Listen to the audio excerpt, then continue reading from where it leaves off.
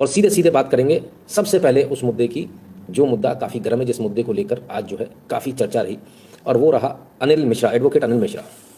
बाबा साहब अम्बेडकर को लेकर जो है उनको अरेस्ट किया गया, अरेस्ट करने के बाद में जो है उनको जेल में भेजा गया, और इसके बाद जो है सरगर्मियाँ बढ़ती रहीं। आज जो है उनकी बेल एप्लीकेशन लगी थी, उस बेल एप्लीकेशन पर आज कोई फैसला नहीं हो पाया। क्यों नहीं हो पाया, ये आपको समझना सबसे पहले ज़रूरी है।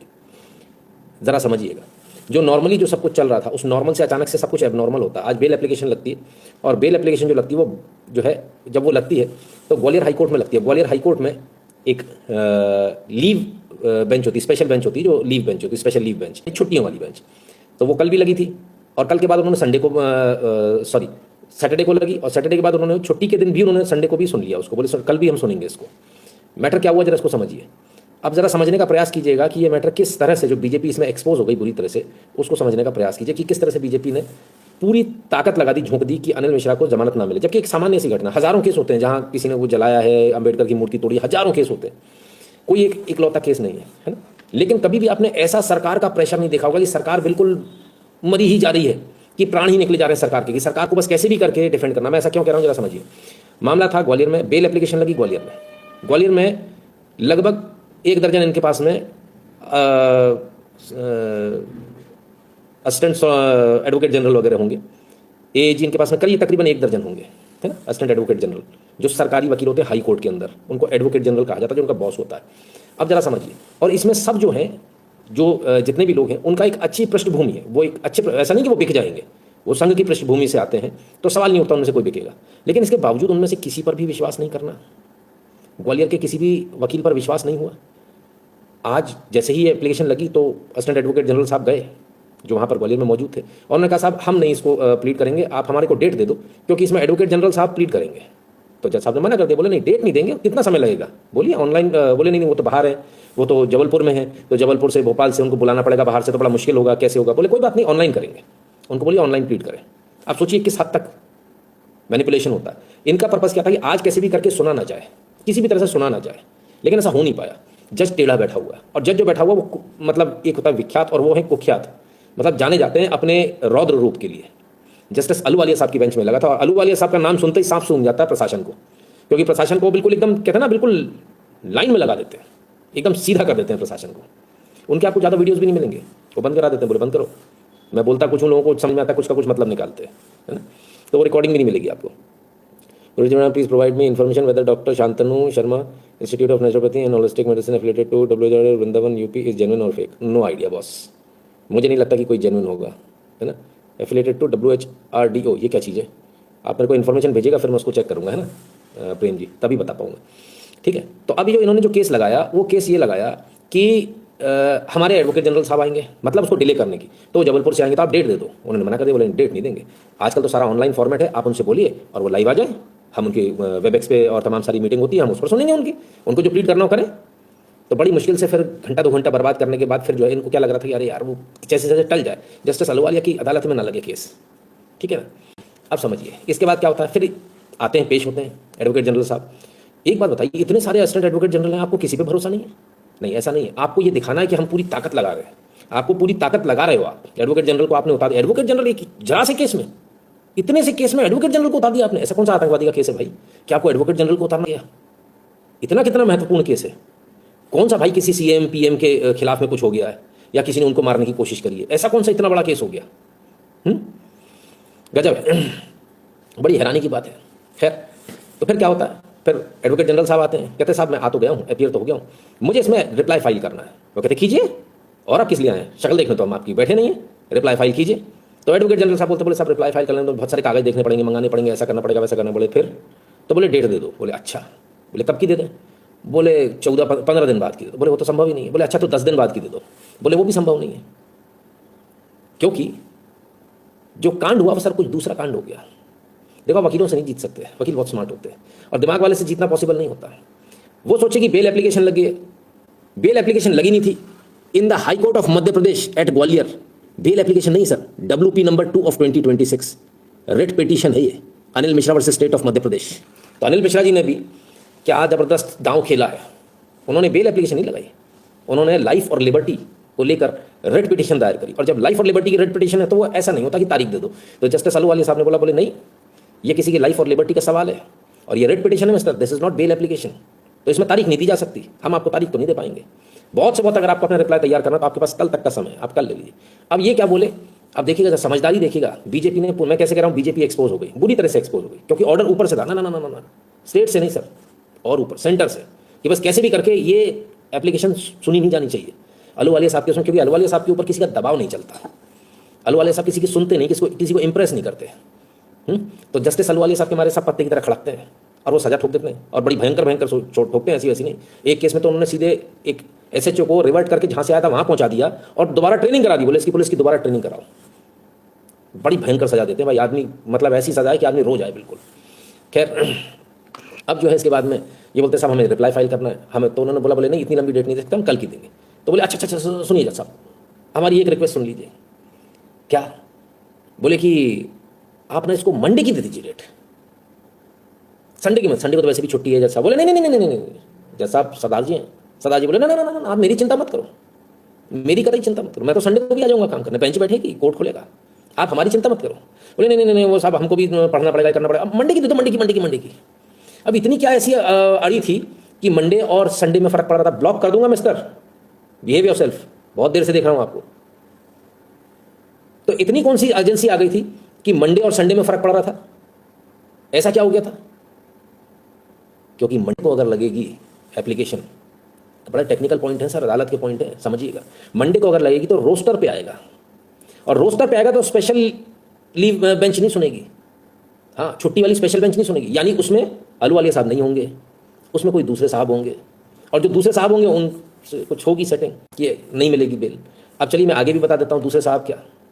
दूसरे साहब उसमें वो हैं जो मिश्रा जी की ही जमात से आते हैं। हाँ, प्लानिंग ऐसी करी थी कि मंडे को कैसे भी करके हो जाए, और जैसे ही मंडे को यदि हो जाएगा, मंडे को यदि शिफ्ट हो जाएगा तो एक उन्हीं की कम्युनिटी वाला बंदा बैठेगा और वो डिनाई कर देगा बिल को। तो अब क्या होगा, तुम सारे के सारे ब्राह्मण चिल्ला रहे, ब्राह्मण ब्राह्मण ब्राह्मण, तो हम ब्राह्मण से ही कैंसिल करा देंगे ना बिल को, ब्राह्मण नहीं देगा तुम्हारे को बेल, देगा ही नहीं, सुनेगा ही नहीं, तुम्हारी सुनवाई नहीं करेगा, तो रट्टा खत्म। अब तुम कुछ नहीं कह पाओगे क्योंकि ब्राह्मण ने ब्राह्मण की कैंसिल करी है। सारी तैयारी, मतलब पॉलिटिक्स देखिए कितनी गंदी होती है। उन्होंने कोर्ट के अंदर भी अपना हिसाब किताब लगा लिया, दिमाग लगा लिया कि हमें करना कैसे। लेकिन साहब उनको भी अहलूवालिया साहब कहते हैं, अहलूवालिया साहब ने ना इधर सुनी ना उधर, बोले ना कल ही सुनूंगा, लाइफ एंड लिबर्टी का मैटर है, रेड पिटिशन है, कोई मजाक थोड़ी है, इसको कल ही सुना जाएगा। आप भाई बड़ी मुसीबत में है। अब कल अगर उन्होंने सुन ली, क्योंकि रेड पिटिशन है, तो 90% चांसेस ये हैं इस रेड पिटिशन में कि अहलूवालिया साहब जो है इनको इस मुकदमे को हो सकता है खारिज कर दें, या खारिज ना भी करें तो इनको बेल तो तुरंत दे देंगे, बोले you are out, you are free. ठीक है, 90% चांसेस इसके हैं, क्योंकि जो केस की जो मेरिट है वो मेरिट एकदम क्लियर कट बोल रही है। और रेड पिटिशन जो लगी है उसकी जो अगर मेरिट पे आप जाएंगे तो फिर भाई बड़ा खतरनाक केस है। पुलिस गलती इसमें बहुत सारी कर गई। पुलिस ने पहले अरेस्ट कर लिया अनिल मिश्रा को, समय के अनुसार पहले अरेस्ट कर लिया, और बाद में एफआईआर लिखी है, ऐसा बताया जा रहा है। अगर ये बात सच हुई तो आप ये मान लेना एसपी और कलेक्टर को कल उल्टा टांग दिया जाएगा।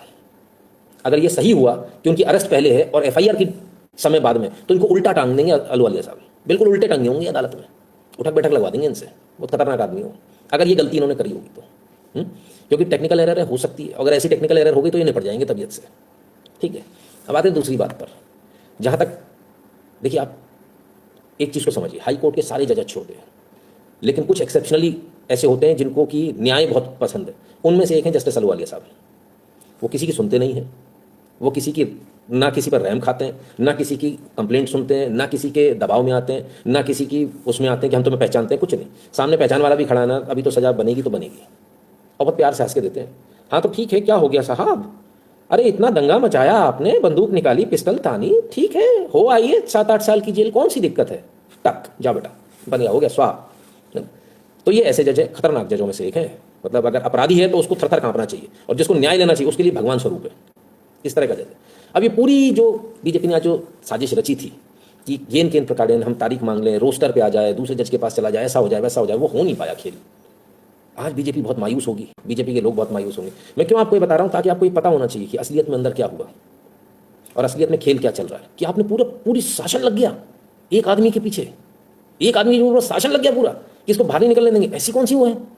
अरे किसी ने कुछ किया है, ठीक है, होता है, कोई बात नहीं, सामान्य तौर पर उसे चलने देना चाहिए। इतना स्पेशल केस, इतना केस कि आप अपने सॉरी एडवोकेट जनरल को उतार रहे हो। ये तो थोड़ा सोचना पड़ेगा, विचार करना पड़ेगा। कमाल कर दिया इन्होंने, रिकॉर्ड तोड़ दिया साहब आज। टाइम ग्रांटेड डब्ल्यूपी का list on 4/1/2026। State is also directed to keep the case diary available. Case diary भी लेकर आओगे साथ में, जीएस अहलूवालिया और आशीष श्रोती। तो पूरे कागज मंगवा ली सरकार, ये भी ले आओ, वो भी ले आओ, और जो दूसरे विपक्ष के वकील हैं उनसे भी उन्होंने 4 चीज़ें बोल दी, बोले आप ये करके लाइएगा। तो सारी चीज़ें कल अब जो है सब डिसाइड होंगी। अहलूवालिया साहब कहते हैं साहब डायरी नहीं आई ना, तो आप ये समझ लेना वो आदमी इतना खतरनाक है। आपके यूट्यूब पे एक वीडियो मिल जाएगा उनका, एक वीडियो जिसमें वो डायरी नहीं बोले, सब डायरी नहीं आ पाई अगली तारीख को। बोले क्यों, डायरी आने में कितना समय लगेगा साहब, कितना टाइम लगता है? बुलाइए इनके एसपी को फ़ोन लगाइए, एसपी साहब डायरी लेकर आएंगे, हम बैठे हैं आधा घंटा 5 बजे शाम के। बोले कोई बात नहीं, 40 मिनट लगेंगे, 1 घंटे में आएंगे, 2 घंटे में आएंगे, हम 8 बजे तक बैठे हैं, कोई दिक्कत नहीं है। वो जो आपने देखा ना जॉली बिल्कुल असलियत में ऐसा खतरनाक देते भाई, तो तोते उड़ गए थे, एसपी साहब भगते हुए डायरी लेकर आए थे। तो मजेदार हो रहा है सर, कुछ भी कहिए। देखिए जमानत मिले नहीं मिले, पहली बात तो बेल एप्लीकेशन लगी ही नहीं है, रेट पिटीशन है।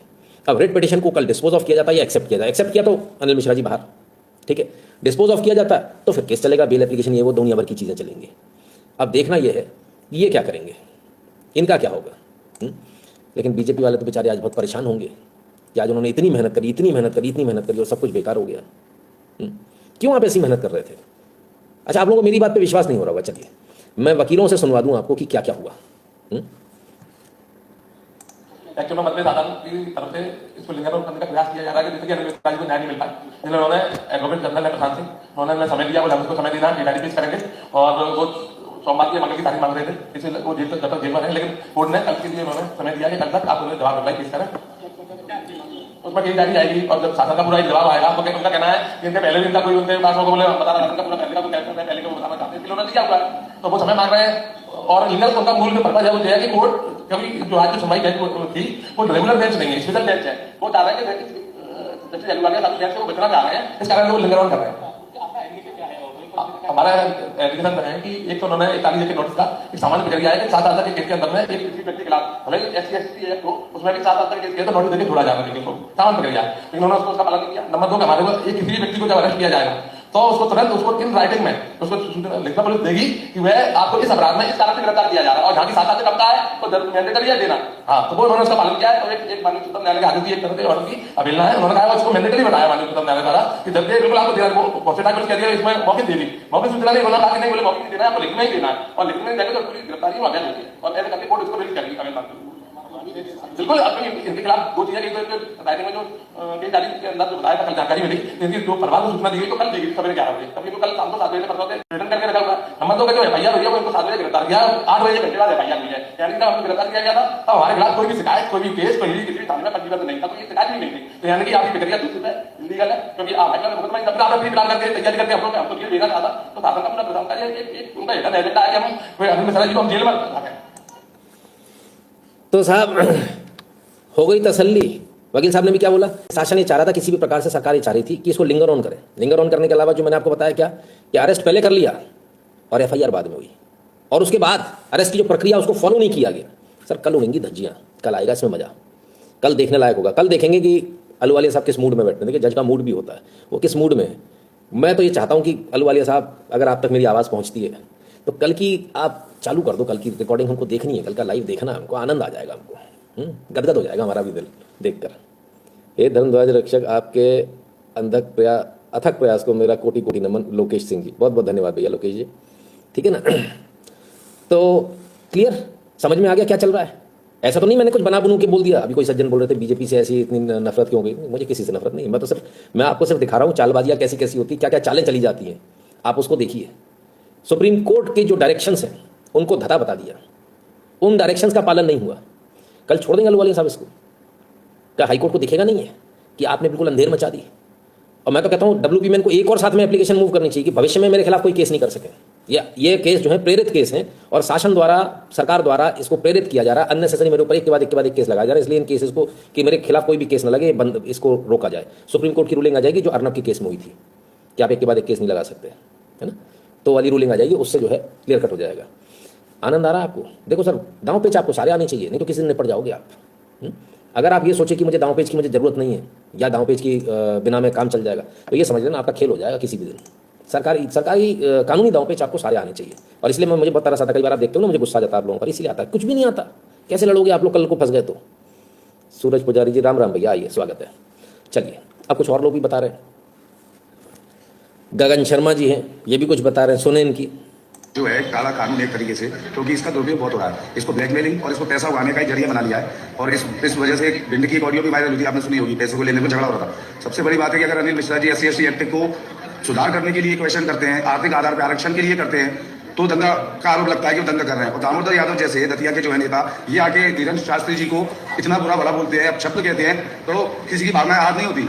जिन्होंने हाईकोर्ट तक पर टिप्पणी की, जिन्होंने प्रक्रिया का दुरुपयोग बताया, तीसरा उन्होंने मोहन सरकार को भी ये चेतावनी दी थी जब, और जो ये कॉल करते हैं और उसके बाद कॉल करके अपनी स्ट्राइक को वापस खींच लेते हैं। यानी कि ये कुल मिला के जो दलित समाज के लोग हैं उनको भ्रमित कर रहे हैं और अपनी राजनीतिक रोटी में सेक रहे हैं। मोहन सरकार का क्या इसमें फायदा ये है, वोट बैंक, सिंपल सी बात है, वोट बैंक है।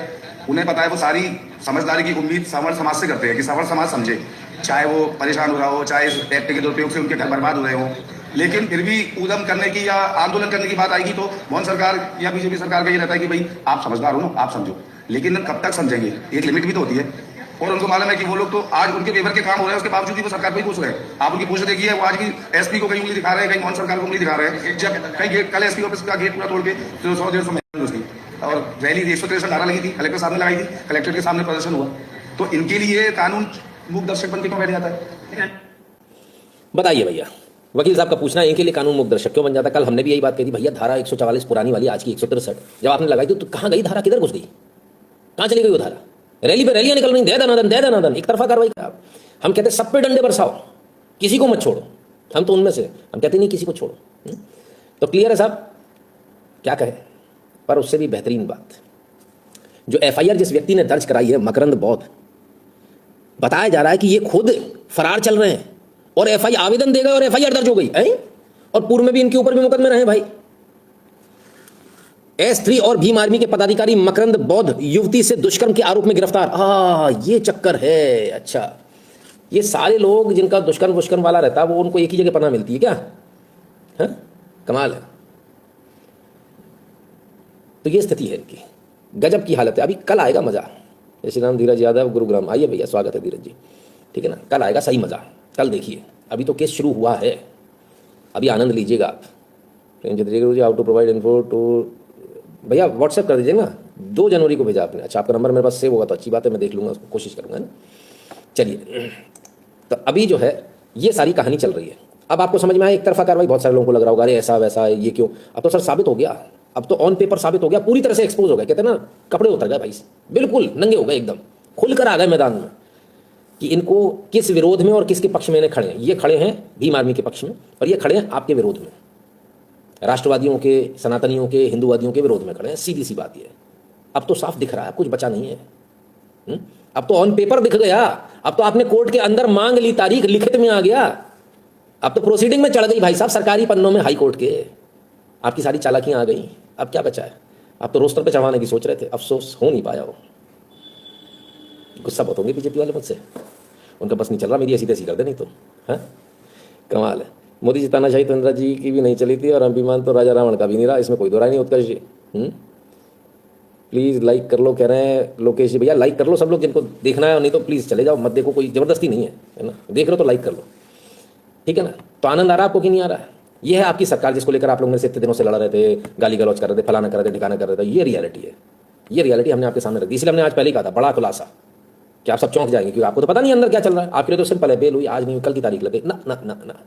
उसके पहले जो पैंतरेबाजी हुई है, और मुझे मजा आता है पैंतरेबाजी में। देखो सर, मैं दिमाग वाला आदमी हूँ, मुझे दिमाग की पैंतरेबाजी में बहुत मजा आता है। खासकर खुद का केस नहीं हो ना, तब अपना केस हो तो बड़ी टेंशन हो जाएगी इसी चीज़ में। लेकिन यही चीज़ जब दूसरे का, तो उससे बहुत सीखने को बहुत मिलता है, बम पर सीखने को मिलता है। ठीक है ना। प्रणाम sir, what are you doing for Brahmins and general community is commendable. If not for you we would have been absolutely clueless and stupid. Light love life. नहीं, आप ऐसा चिंता मत कीजिए साहब, हम बैठे हैं ना, हम इसीलिए तो बैठेंगे, हम आपको सच दिखाएं, है ना। तो ये सिचुएशन है। अब आप समझ लीजिए क्या सिचुएशन है और क्या जो है। देखिए, आप एक चीज़ को समझिए, मैंने आपसे क्या बोला बार बार, यही लोगों का क्रिएशन है, ये भीम आर्मी किसी और का नहीं है। और अब तो साफ दिखने लगा है। अरे आप सिंपल सी बात है, कोई भी एक सामान्य सा केस था, सामान्य की तरह होता। आज तो चंद्रशेखर का भी बयान आया, बोले वो किसी ने जला दिया, बोले इससे कुछ नहीं पड़ता, लेकिन जो लोग जिन लोगों की भावनाएं हैं उनको बुरा लगता है। उसने भी इतना लाइटली लिया, वो भी नहीं है कि पीछे पड़ रहा है। लेकिन अभी अभी है, बहुत कुछ है, अभी देखिएगा आप, बहुत सारी चीज़ें दिखाता हूँ आपको। आज लेटर भी लिखा उन्होंने, कह रहे एनएसए लगा दो। किस पर? अनिल मिश्रा पर। उन्होंने माननीय गृह मंत्री अमित शाह जी को लेटर लिखा है, माननीय सांसद चंद्रशेखर जी ने, कि भाई आप इन पर एनएसए लगा दो। मामला कोर्ट में है और मैं कहता हूं आज रात को लगा दो आप तो एनएसए, कसम से आप आज रात को लगा दो, कल अहलुवालिया साहब को सुनने दो, और फिर मैं देखूंगा आपका एडवोकेट जनरल की क्या दुर्गति होती है, और आपके एसपी, आपके डीजी, आपके चीफ सेक्रेटरी, आपके कलेक्टर, इनको ऐसे यूं उल्टा करके टांगा जाएगा कल कोर्ट में, उल्टा। इतना आसान नहीं है बाबू। सड़क पर बड़बड़ करना और कोर्ट के अंदर जमीन आसमान का फर्क होता है। मैंने कल आपसे क्या बोला, कोर्ट का प्रेमाइसिस का एब्सोल्यूट राइट जज का है, और जब आप कोर्ट में जाते हो ना सर, तो कोर्ट का नहीं, पूरे देश का एब्सोल्यूट प्रेमाइसिस उसी का है, कानून उसी का चलेगा, आपकी बड़बड़ाई नहीं चलेगी। उसका दिमाग घूम गया ना तो आपका नाम नहीं भी है तो उठवा लेगा घर से, एसपी को बोल देगा इसको अरेस्ट करके अभी लेकर आओ, आना पड़ेगा आपको, ना नुकुर नहीं चलेगी। हम फरियादी होते हैं भाई साहब, हमारे वारंट निकलते हैं, गिरफ्तारी वारंट, गिरफ्तार करके लेकर आओ, और हमको जाना पड़ता है।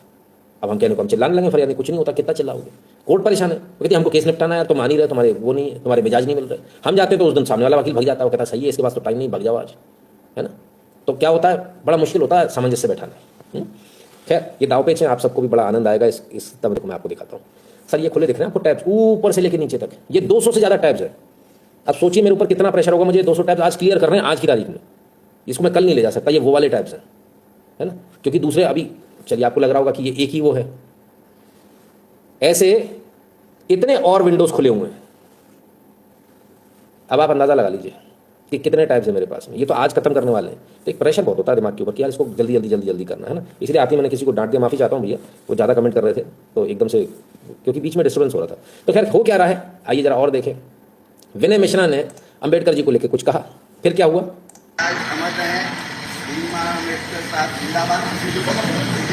थाना फूलपुर उत्तर प्रदेश, इसके लिए हम क्षमा चाहते हैं पूरे देशवासियों से। हम थोड़ा नशे की हालत में थोड़ा गलती हो गया है हमसे, हम इसी पूरे देश से अपने समाज से हम माफी मांगते हैं। और महाराज जिंदाबाद, अम्बेडकर महाराज जिंदाबाद। हमसे बहुत बड़ी गलती हो गई है, इतनी बड़ी गलती हम जिंदगी में नहीं करेंगे। चलते रहो चलते रहिए, ठीक से चलिए, ठीक से चलते रहिए, फायदे से। अब ऐसी बड़ी गलती नहीं होगी, जो गलती हमसे हो गई है समाज से हम माफी मांगते हैं।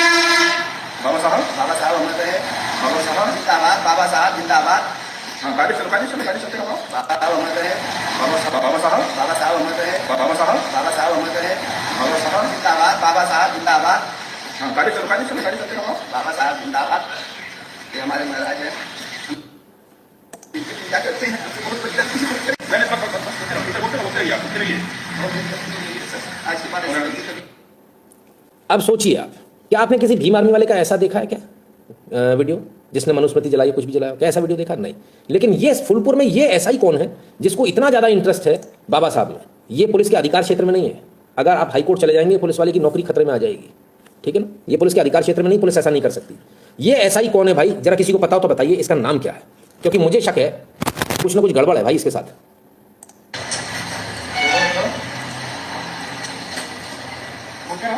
बहुत बड़ी गलती हो गई हमसे, आज के बाद हमसे ऐसी गलती नहीं होगी। तो हम बाबा साहब, बहुत बड़ी गलती हो गई हमसे।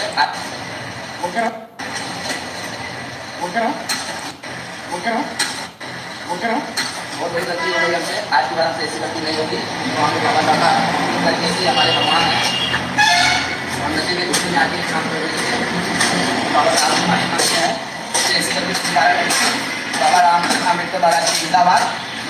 ये सभी के भगवान है, हमारे भगवान है। हमसे बहुत बड़ी गलती हो गई है, क्षमा मांगते हैं। बाबा साहब अमर रहे, बाबा साहब जिंदाबाद, बाबा साहब जिंदाबाद। क्षमा मांगते हैं बाबा। समझ में आ गया आपको ये पुलिस वाला किस तरह से जबरदस्ती बुलवा रहा है, बाबा साहब बाबा साहब। ये पुलिस वाला कौन है, इसकी डिटेल निकालिए जरा, ये कौन है पुलिस वाला। अब हम सीधी सीधी बात करें, किस जाति से आता है, बहुत आवश्यक है। ऐसे लोगों पर कार्रवाई होना बहुत जरूरी है ना। जो लोग अपने पद पर रहकर अगर उनको जात सूझ रही है या जातिवाद सूझ रहा है, तो उन लोगों को अपने पद पर रहने का अधिकार नहीं है। तुमने कमाया नहीं कमाया हमें उससे कोई मतलब नहीं है। www.nitinshukla.in पर चले जाना, वहाँ QR कोड मिलेगा, स्कैन कीजिएगा, अपनी अपनी फीस ध्यान से भर दीजिएगा। 600 रुपये हो गई फीस, ठीक है ना। और नाम और नंबर साथ में भेजिएगा। सोशल मीडिया के तमाम सारे प्रोफाइल इनको फॉलो कर लीजिएगा। टेलीग्राम और व्हाट्सएप के चैनल से ध्यान से जुड़ जाएगा, जो भारत के बाहर में पेटीएम और पेपाल वाला बटन दबाकर अपना पेमेंट करने का कष्ट करें।